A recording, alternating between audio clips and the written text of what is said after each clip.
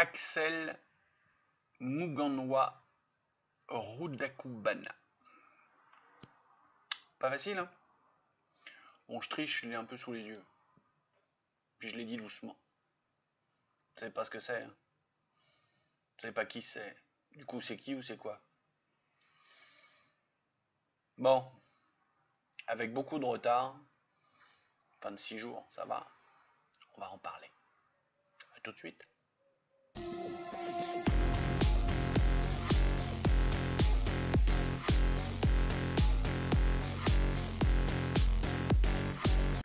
Salut mes biloutiers. Café? Bon.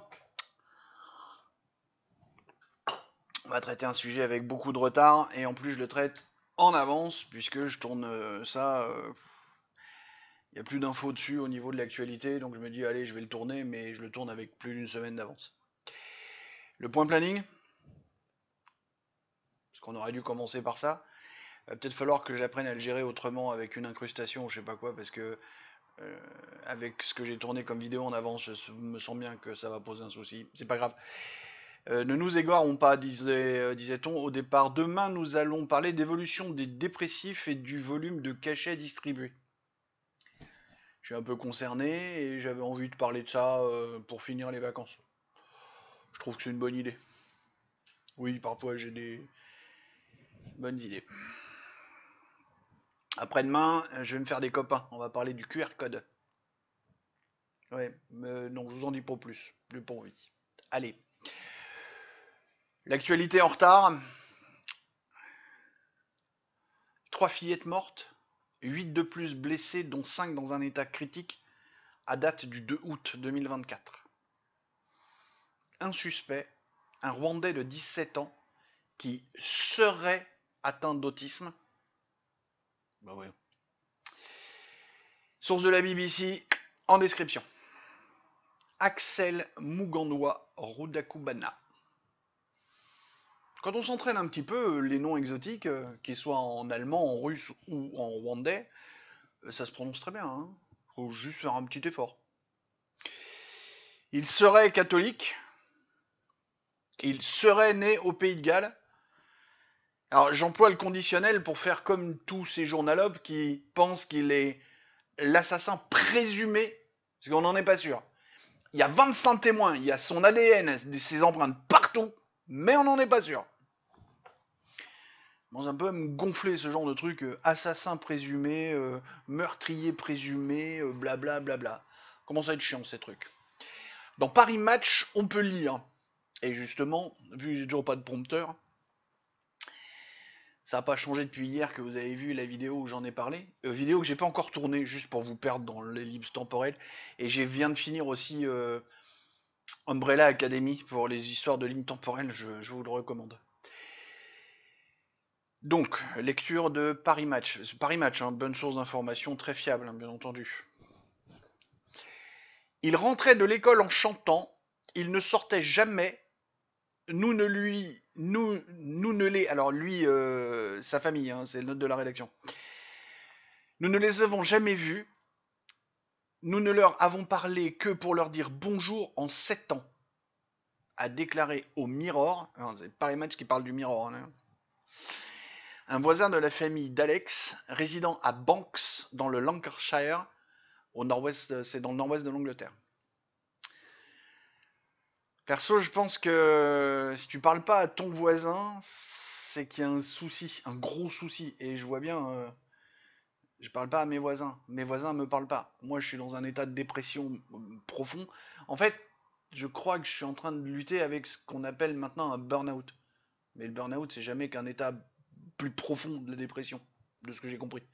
Il y a pas de, c'est un mot qui a été inventé pour faire bien avec un petit peu d'anglais, mais c'est juste qu'un burn-out, c'est juste visiblement le dernier stade de la dépression, puisque le coup d'après, tu te suicides. Bon, ne digressons pas. Donc oui, quand tu commences à pas parler avec tes voisins, c'est qu'il y a un problème, un vrai problème. Et justement, j'ai un vrai problème, je parle pas à mes voisins. Ça y est, je me suis perdu dans mes notes. Dans mon script, parce que j'ai fait un beau script en plus. Bon, bah, je viens de vous raconter les 4 lignes là que j'avais écrites. C'est pas grave, comme ça je ferai pas de lecture. Et vous inquiétez pas, j'ai des sources beaucoup plus sérieuses que Paris Match. Je vous ai mis plein de vidéos, plein de liens. Euh, là, j'ai taffé sur celui-là, vraiment. Enfin, c'est pas que je taffe pas sur les autres, mais c'est vrai qu'il y a des sujets sur lesquels je taffe moins parce que je pense, j'ai la prétention de les maîtriser mieux. Celui-là, j'ai vraiment taffé parce que c'est de l'actu et il faut pas trop déconner avec ça. Il faut rester factuel et essayer d'être sur des choses un peu sérieuses. Le fait que j'en parle en retard aussi, c'est pour faire une synthèse maintenant que l'émotion est un peu redescendue. Un peu, hein, attention, parce on parle quand même de trois fillettes qui sont fait. Donc, et voilà, on n'est plus dans un état de stress et de nerfs, machin, comme le 1er et le 2 août. On est un peu plus calme, donc je voulais faire un retour, un truc un peu.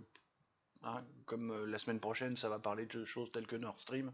Bon, on va calmer le truc. Je voulais revenir sur la conduite insupportable du Premier ministre. Donc, nouveau Premier ministre anglais, fraîchement nommé suite aux élections qu'ils ont eues.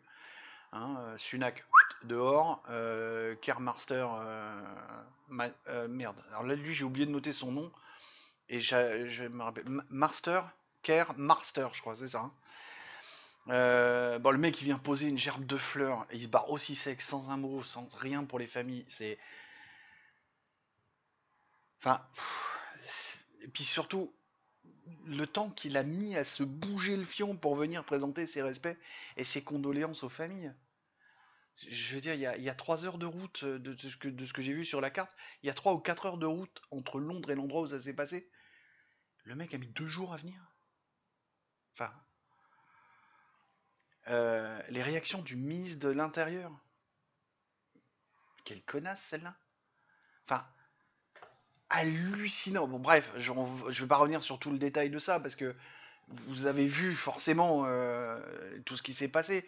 Donc je voudrais pas rentrer, je voudrais pas faire voilà, je voudrais pas que ce soit trop long, trop pesant. Alors je fais trop de digressions, je sais, donc on va pas alourdir avec la liste de toutes les dingueries qu'elle a balancées. Mais ce que je trouve de le plus intolérable, c'est les mesures qu'elle a prises contre les manifestants, alors qu'il y a des bandes de musulmans armés jusqu'aux dents qui démontent des gens, qui plantent des gens partout, et eux ils ont rien. J'ai vu passer, il y a un gars qui a pris 2 ans de prison ferme pour un post qu'il a fait sur Twitter, anciennement X. Ouais, 2 ans de ferme. Et les 3 musulmans dans le quartier nord de Londres qui ont tailladé un mec, eux ils ont rien.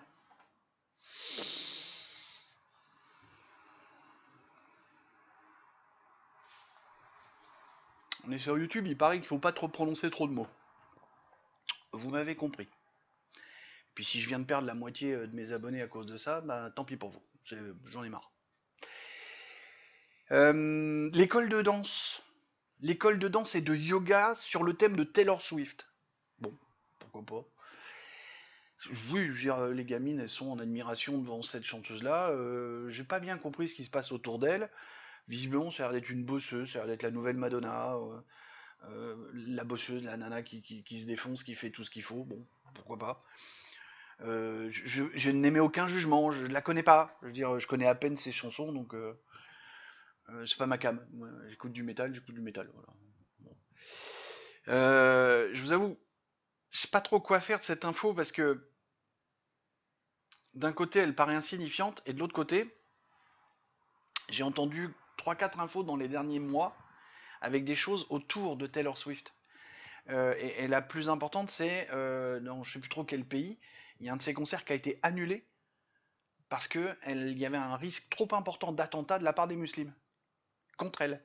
Visiblement, ils lui en veulent pour je sais pas quoi. J'avoue, justement, j'ai pas eu envie de creuser parce que je savais pas trop quoi faire de cette info. Est-ce qu'elle est pertinente ou pas dans ce cas-là? Du coup, voilà, j'en parle pas plus. C'est le fait que l'école de danse et de yoga soit autour du thème de Taylor Swift, c'est quelque chose qui a beaucoup tourné. Mais je doute, enfin, j'ai longtemps douté de la pertinence de cette info et pourquoi le gamin a fait ça. C'est un gamin de 17 ans, le Axel. Bon, est-ce que c'est un lien? Est-ce que justement, c'est le truc qui m'emmerde, c'est que aujourd'hui, à l'instant où je tourne le 18 août. Ça fait 18 jours que le truc a eu lieu. on n'a toujours aucune explication sur le mobile. Je suis allé me farcir la presse anglaise, hein, en anglais. C'est compliqué pour moi de lire de l'anglais. Et vu que quand tu cliques sur le bouton de traduction, ça te fait des... C'est du petit nègre, tu comprends rien, hein, la moitié du temps. Enfin, on n'est pas encore au point sur les traductions automatiques. Je comprends, on sait pas. Le seul truc qu'on a, qui revient plus ou moins en boucle, c'est qu'il serait atteint d'autisme. Alors non, faut que je fasse gaffe, puisque c'est une vidéo que j'ai tournée, oui, ça, je vais en parler. Bon, je suis lié à l'autisme, enfin, je connais un peu ou bien le truc, parce que je sais pas trop à quel moment on devient expert. Quoi. 5 ans à vivre avec une autiste, est-ce que ça me fait de moi un expert? J'en sais rien. Bon, peu importe, mais sur le mobile, c'est tout ce qu'on a. Euh, donc tout ça a déclenché des vagues et des vagues et des vagues de comment ça s'appelle, de manifestations. Alors manifestations qui se tournent contre les migrants, plus particulièrement les migrants musulmans en Grande-Bretagne, où ils ont un vrai problème. Mais le problème chez eux est bien plus grave que chez nous. Ils ont un vrai problème. Le Brexit n'a pas arrangé le problème. Le Brexit leur a juste donné la possibilité de régler le problème. Et ils ne le font pas. Mais parce que ils élisent pas les bonnes personnes pour régler le problème. Enfin, c'est ce qu'en dit, la presse britannique. Bon, ce qu'on a vu, c'est moi, il y a un truc. Le gouvernement britannique veut répartir les migrants sur tout le territoire britannique. Ça m'a vaguement rappelé deux trois trucs chez nous. Hein. On parle du travail de Pierre Gentillet dans sa ville de Bellabre. On parle des quarts de mendiants migrants avant les JO qui ont été envoyés à Orléans surtout, c'est celui qui a fait le plus de bruit, mais qui ont été envoyés un peu partout. Hein. Ah bah il n'y avait plus un migrant dans Paris pendant 15 jours. Pas mal, hein. C'est bon. C'est bizarre, hein. C'est bizarre parce que ce truc de répartition des migrants sur tout le territoire britannique, c'était une idée de Sunak. Sunak qui est la copie conforme de Macron. Hein. Ils sont dans leur idéologie mondialiste, pleine balle ceux-là. Hein. Bref. Et le nouveau là, Karl Marster, je sais pas trop où il en est par rapport à ça. Là maintenant, on va faire un tout petit poil de hors sujet. Parce que je voudrais revenir sur un détail, sur une des vidéos qui est en source. Bon, je vous passe le court extrait de cette vidéo sur lequel je voudrais insister. Là, toc, on envoie. Non. Magnéto, Serge. Par des partisans plutôt de droite, nationalistes, très clairement. Eux se disent patriotes, mais nationalistes. Et La définition simple de patriote est la suivante. Personne qui aime sa patrie et la sert avec dévouement. La définition simple de nationaliste est la suivante. Relatif au nationalisme, partisan du nationalisme. Bon, de temps en temps, les dicos, ils font chier. Bon, du coup, la définition simple du nationalisme se fait en deux temps. 1. On en parlera du nationalisme dans la série des mots. Doctrine, mouvement politique qui revendique pour une nationalité le droit de former une nation. Il faudra aussi un jour expliquer la différence entre nation et patrie. En 2, exaltation du sentiment national, attachement passionné à la nation, chauvinisme, patriotisme, doctrine fondée sur ce sentiment. Du coup, les deux semblent être des synonymes. C'est des notions très très proches. Alors pourquoi faire cette phrase un peu dégueu de rappel, comme s'il y avait une différence, voire un problème à être nationaliste? J'ai pas compris. Pourtant le mec est chez Valeurs Actuelles, quoi. Pas compris. Parce que c'est pas bon ce qu'il a dit. Hein. Quand tu écoutes nationaliste, ça le fait vomir. Bref, un peu hors sujet, et encore que. Mais cela m'a posé un léger souci d'entendre ce qu'il a raconté. Peut-être qu'il faudrait que je fasse une explication détaillée, comme je disais, sur la différence entre la nation et la patrie. Mais attends, je suis couillon. J'ai déjà fait ça sur la chaîne Culture. Bah, c'est pas compliqué. Ou alors c'est dans les dossiers à venir. Bon, je regarde, je vous mets le lien, là, si je l'ai fait. Et si je l'ai pas fait, je le mets dans la liste des dossiers de la chaîne Culture. Un dossier du jeudi. Voilà. N'oubliez pas qu'il y a l'autre chaîne. Voilà, la chaîne Culture. Mais vu qu'il y a plus d'abonnés là-bas, je crois que tous ceux qui sont ici sont aussi abonnés là-bas. S'il y en a qui le sont pas, n'hésitez pas à y aller. Si ça vous intéresse, hein, je force personne. Ah oui, pardon, j'ai oublié un truc. J'ai fait un vrai titre putaclic. Je suis... J'ai noté, je suis désolé. En fait, non, je suis même pas désolé. J'ai juste envie d'avoir des vues et des abonnés. Donc, je putaclic. Comme tous les youtubeurs, non? Et aussi, comme j'ai un peu plus ou moins dit depuis le départ, c'est pas le seul sujet d'actualité dont je vais parler avec pas mal de retard. Bon, j'ai pris 3-4 semaines de pause, hein, pour taffer, hein, parce que vous avez vu, il y a un logo, on a changé l'ambiance de la chaîne, enfin bon, j'ai taffé. J'ai pris un peu d'avance justement sur les choses, puis de toute façon, alors il se passait des trucs, mais en même temps c'était le fond du fond, quoi. Mi-août, enfin toute la première moitié d'août, il se passe rien. Donc plutôt que de continuer à cracher des vidéos sans avoir d'avance, sans voir de choses venir, j'avais besoin de faire un petit break. Voilà. Allez, sur ces bonnes paroles, des poutous. Mais heureusement, pas Philippe.